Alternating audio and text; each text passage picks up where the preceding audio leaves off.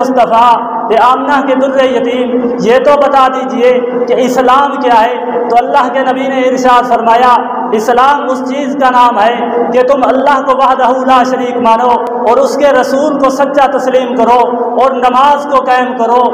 اور اسی طرح زکوٰۃ ادا کرو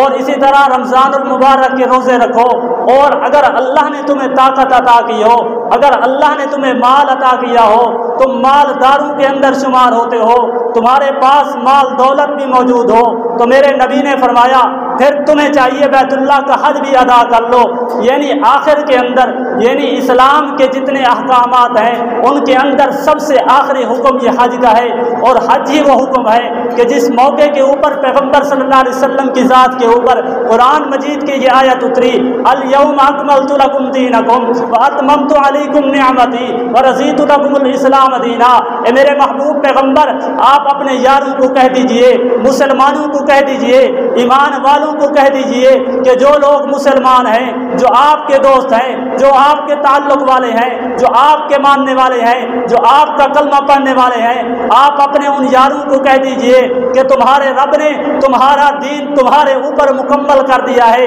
اللہ نے اپنی نعمت تمہارے اوپر مکمل کر دی ہے، اور اللہ نے تمہارے لیے دین اسلام کو پسندیدہ دین چن لیا ہے، پسند کر لیا ہے۔ میرے دوستو، حدیث پاک کے اندر ایک اور ترجمہ بھی حج کا کیا گیا، یعنی حج یہ وہ عبادت ہے کہ جو ایام مخصوصہ کے اندر، اوقات مخصوصہ کے اندر اور مخصوص جگہ کے اوپر جا کر ادا کی جاتی ہے، یا اس کو یوں سمجھ لیجئے کہ مخصوص وقت کے اندر مخصوص جگہ کے اوپر جا کر مخصوص طریقے سے ارکان کو ادا کرنے کا نام حج ہے۔ یہی وجہ ہے کہ حج سب سے آخر کے اندر آیا حج کا حکم، لیکن اس سے پہلے نماز، روزہ، زکوٰۃ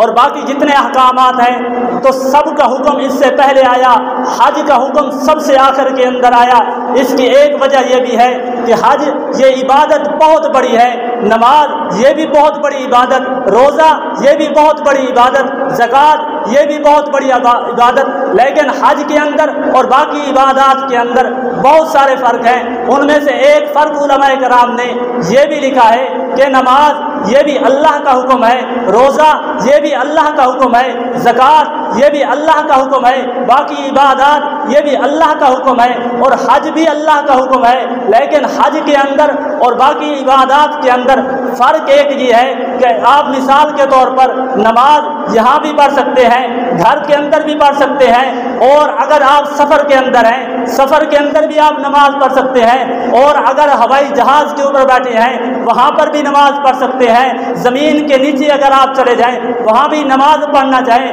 نماز پڑھ سکتے ہیں، اگر خلا کے اندر ہوں، فضا کے اندر ہوں، زمین کے اوپر ہو یا نیچے ہو، جہاں کہیں پر بھی انسان ہو، اگر نماز پڑھنا چاہے تو نماز پڑھ سکتا ہے۔ نماز کے لیے صرف شرط اتنی ہے کہ جگہ کا پاک ہونا ضروری ہے، جگہ پاک ہو، انسان نماز پڑھنا چاہے اس کو نماز پڑھنے کی اجازت ہے، اس کی نماز ہو جائے گی۔ لیکن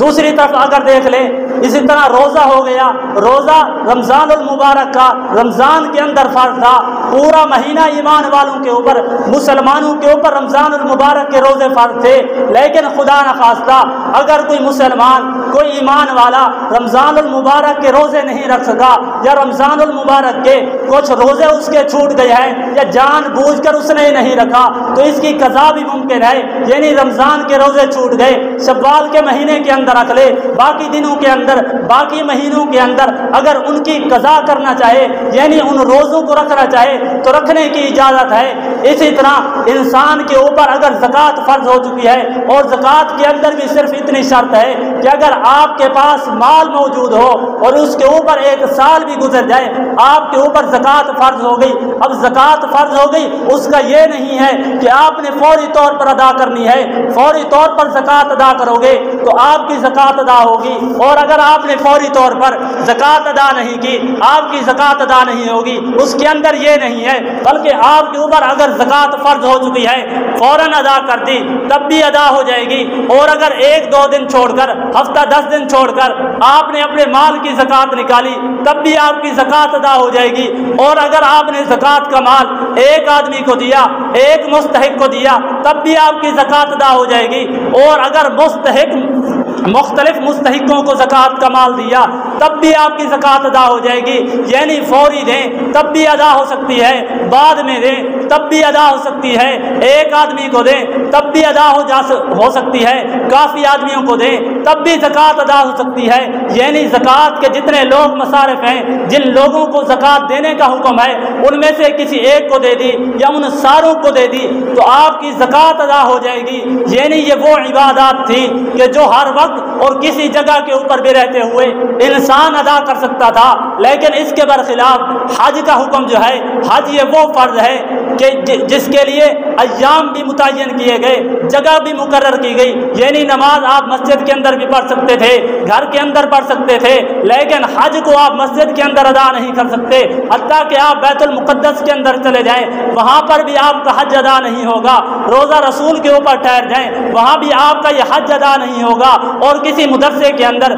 مسجد کے اندر، خانقاہ کے اندر، کسی بڑے سے بڑے میدان کے اندر آپ لوگ چلے جائیں آپ کا یہ حج ادا نہیں ہوگا، اس لیے کہ حج کے لیے دن بھی مقرر ہے، وقت بھی مقرر ہے، اور ادائیگی یعنی ارکان بھی مقرر ہے، یہ ادائیں زندہ کرو گے تب جا کے تمہارا حج ادا ہوگا، یہ نہیں ہے کہ انسان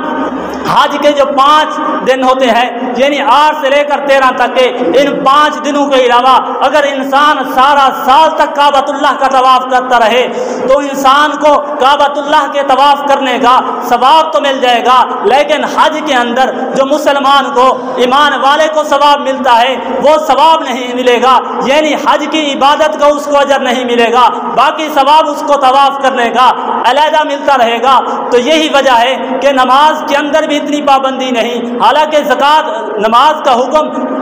حج کے حکم سے بھی پہلے آیا تھا، روزے کا حکم حج کے حکم سے پہلے آیا تھا، حج کا حکم تو تمام حکموں کے بعد آخر کے اندر آیا تھا، لیکن نماز کے اندر اتنی پابندی نہیں، روزے کے اندر اتنی پابندی نہیں، زکوٰۃ کے اندر اتنی پابندی نہیں، لیکن حج جو ساری زندگی کے اندر ایک مرتبہ مسلمان کے اوپر، ایمان والے کے اوپر فرض ہوتا ہے، وہ بھی اس شخص کے اوپر جس کے پاس مال موجود ہوتا بھی اس کے اوپر فرض ہے، لیکن اس کے لیے اتنی سخت شرائط کیوں رکھی ہیں؟ مثال کے طور پر آدمی حج کرنے تو چلا جائے لیکن جو ادائیں وہاں پر زندہ کرنی ہے، جس ادا کو اپنانا ہے، اس ادا میں سے اگر کوئی ایک ادا چھوڑ دے انسان کا حج ادا نہیں ہو سکتا، یعنی حج کے لیے شرطیں جو تھی وہ بہت زیادہ سخت تھی، تو حج کے لیے زیادہ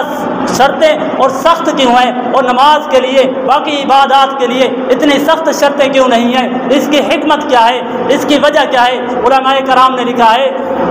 کہ نماز یہ بھی اللہ کا حکم تھا، روزہ یہ بھی اللہ کا حکم تھا، زکوٰۃ یہ بھی اللہ کا حکم تھا، اور باقی عبادات کے کرنے کا یہ بھی اللہ کا حکم تھا، لیکن ان تمام کے اندر اتنی سختیاں کیوں نہیں اور حج کے اندر اتنی سختیاں کیوں ہیں؟ اس کی وجہ اللہ کے پاک پیغمبر نے ارشاد فرمائی کہ نماز وہ ہے کہ جس کا رب نے حکم دیا، محبوب پیغمبر نے اس کو ادا کرنا شروع کر دی، روزے کا حکم آیا، محبوب پیغمبر نے خود بھی روزہ رکھا، اپنی امت کے لوگوں کو بھی روزہ رکھنے کا حکم دیا، زکوٰۃ کا حکم آیا، محبوب پیغمبر نے حکم دیا مالدار اپنے مال کی زکوٰۃ ادا کیا کریں، لیکن حج یہ وہ حکم ہے، یہ وہ فرض ہے کہ اللہ نے پہلے اس کا حکم نہیں دیا، بلکہ اللہ کے جو نیک بندے تھے، اللہ کے جو محبوب ترین بندے تھے، ان لوگوں نے پہلے اس ادا کو اپنایا ہے، یعنی حضرت ابراہیم خلیل اللہ نے اور حضرت ہاجرہ نے جس ادا کو جس جگہ کے اوپر ادا کیا ہے، یعنی اگر کوئی کعبہ کی عبادت، کعبۃ اللہ کی عبادت تھی،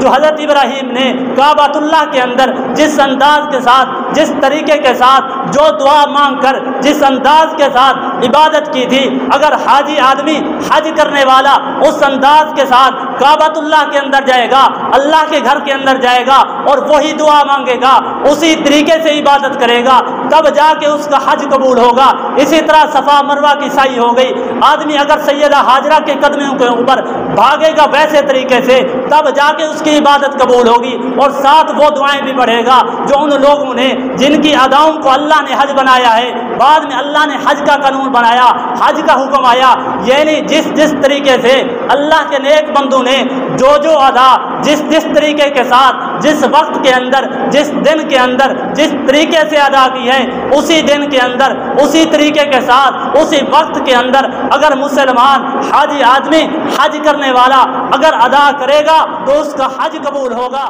اگر ان میں سے کوئی ایک